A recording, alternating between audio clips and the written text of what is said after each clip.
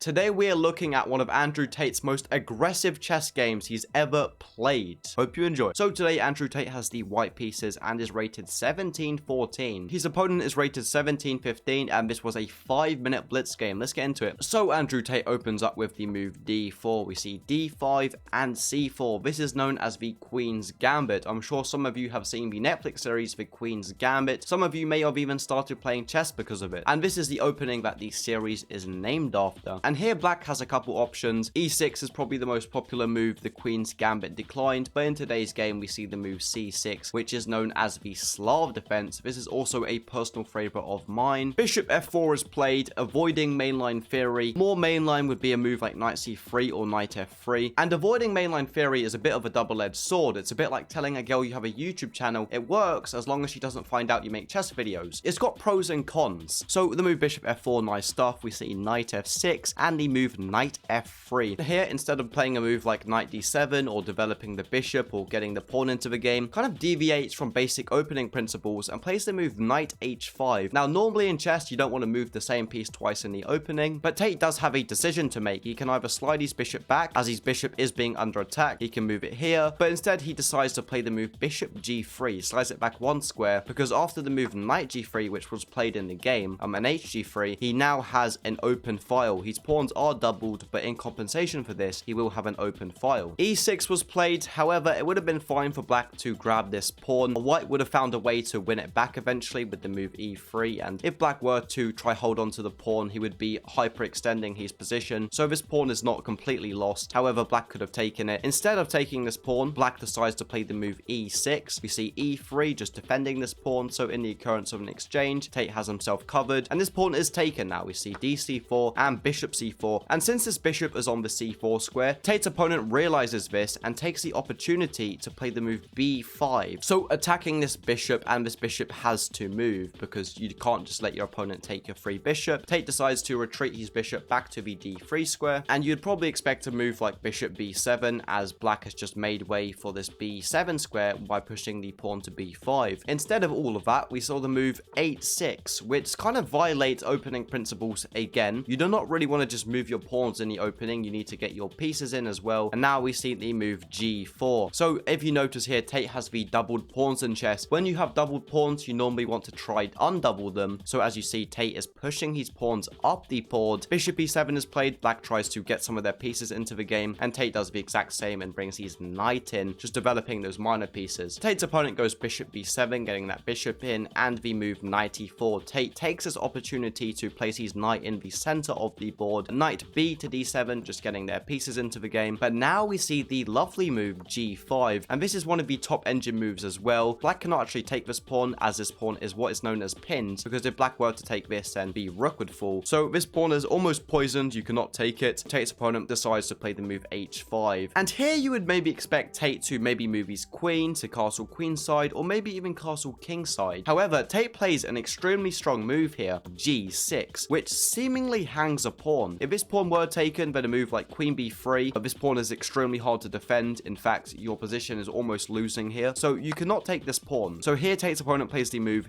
f6, but now this pawn is sunk deep into enemy territory, and Tate now plays another good move and goes queen b3 anyway. And black needs to do something here and tried the move queen a5, checking this king, but this king simply just slides up to e2. Easy stuff. And since his pawn is under attack, black here is in big trouble and tries to make the position better for himself, and he plays the move e5, because after de5 and knight e5 was played in the game, this was taken, but now this queen slides all the way from b3 to the f7 square as this pawn supports the check. And after king d8, black has completely lost all castling rights. Rook h to d1 was played, lining up some nasty discoveries. In the game, rook e8 was tried, trying to hold on a bit longer, but now the move knight c5, seemingly just giving up a knight. If this knight were taken, then a simple move like bishop f5. This is a forced checkmate. So you have to be very careful here. If you take this knight, there's a forced checkmate with bishop f5. So what do you do here? Black tried to move king c7, but after knight e6 check, attacking this king, the king tries to hide even more on the b6 square. But this king is going to be on the optimal square for a beautiful checkmating attack to occur. Here Tate continues the attack with the move a4. We see queen b4 looking to play the move queen b2, trying to get some checks in. a5 anyway, the pawn slides up, and after king a6, you can try pause the video and find the brilliant checkmate Andrew Tate found to cement the deal. The move is knight c7. So a very nice game from Andrew Tate, a very beautiful checkmate. If you enjoyed this video, I think you might enjoy this video. Thank you for your time and attention. It is much appreciated, and have a good rest of your day.